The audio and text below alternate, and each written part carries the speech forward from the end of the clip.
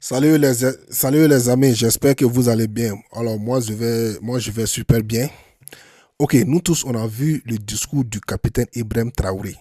Nous tous on a vu ce que le capitaine Ibrahim Traoré a dit dans son discours. Concernant l'autoroute Ouagadougou, Bobo Dioulasso, il faut savoir que ça est à 70% de déballage. C'est-à-dire ils sont en train de déblayer tout avant de mettre les graviers et du goudron. Le déblayage est déjà à 70%, c'est-à-dire ils ont fait plus de 200 et quelques kilomètres, 230 kilomètres si je ne me trompe pas. Et le capitaine a bien félicité cela. Il a très bien félicité cela et il a bien dit que, c'est-à-dire il y avait des entreprises étrangères qui voulaient faire ce travail-là. Et ces entreprises étrangères-là disent qu'ils vont faire ça en 10 ans. Les gars, est-ce que vous imaginez 200, et pour 300 km, 300 km de route, ils vont passer 10 ans à effectuer ça. Mais le capitaine dit c'est non, nous-mêmes on va faire notre route là. En plus, il y avait une banque, je ne sais pas si c'est la FMI ou quoi, qui était prête à donner de l'argent au Burkina Faso pour réaliser cette route-là. Mais la banque avait dit que le Burkina allait payer sur une longue durée de 10 ans. Non, franchement, Ibrahim Traoré, les gars, c'est un travailleur. Imagine, il dit qu'il y a plus de 100 engins qui sont en train de faire le nettoyage de la route, sans engins, que ce soit les machines de tracteurs ou quoi, les machines qui rasent les routes là.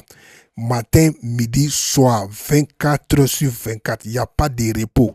C'est que si tu vois qu'il y a des repos, c'est que le carburant a manqué. Je vous jure. Même pour faire simple goudron, on était obligé de faire appel aux Chinois. Hey, autant des présidents qui étaient démocratiquement élus. Pour faire un simple goudron, il fallait faire appel à la Chine ou au Japon ou bien à la France. Faire un simple goudron. Ibrahim Traoré a dit, on ne peut pas faire exporter toutes les choses hors de l'Afrique. Nous-mêmes, on va faire pour nous. Nous-mêmes, on va fabriquer pour nous. Même si on fabrique, si ce n'est pas bien, on va le refaire. Si c'est pas bien, on va le refaire. À force de refaire, un jour, ça va aboutir. C'est ce que le capitaine Ibrahim Traoré a compris. Donc, les ingénieurs burkinabés vont faire la route Bobo Dioulasso, Ouagadougou, Bobo Dioulasso. 4 fois 2. C'est-à-dire, il y a 4 qui vont venir comme ça, il y a 4 qui vont repartir comme ça. Qui dit mieux? Il dit c'est un projet qui n'a jamais été réalisé en Afrique. Toutes les autoroutes qu'on voit en Côte d'Ivoire, c'est les autoroutes de deux voies aller, deux voies retour.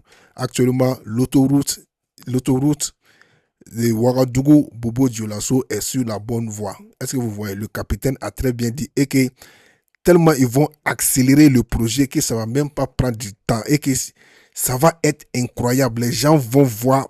Ça dit, quand le projet va se réaliser, les gens vont croire que c'est un miracle. Tellement ils ne vont jamais s'attendre qu'il y a un être humain qui est venu au Burkina Faso qui s'appelle capitaine Ibrahim Traoré, qui est parvenu à réaliser ce genre de projet en un si peu de temps. Voilà, c'est ça. Voilà de quoi il s'agit. Le capitaine Ibrahim Traoré, c'est une fierté pour le Burkina Faso. Le capitaine Ibrahim Traoré, c'est une fierté pour la nation burkinabé. Le capitaine Ibrahim Traoré, c'est une fierté pour l'Afrique. Je vous jure. Sans le capitaine Ibrahim Traoré, est-ce qu'on aura tous ces développements-là actuellement au Burkina Faso? Quand les présidents sont démocratiquement élus, ils viennent pour travailler au compte de la France.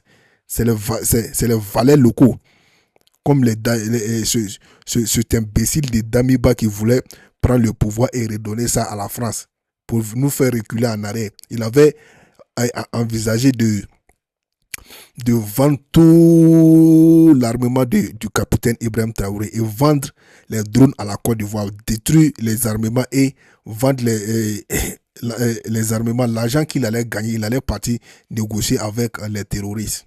Depuis quand on négocie avec un terroriste?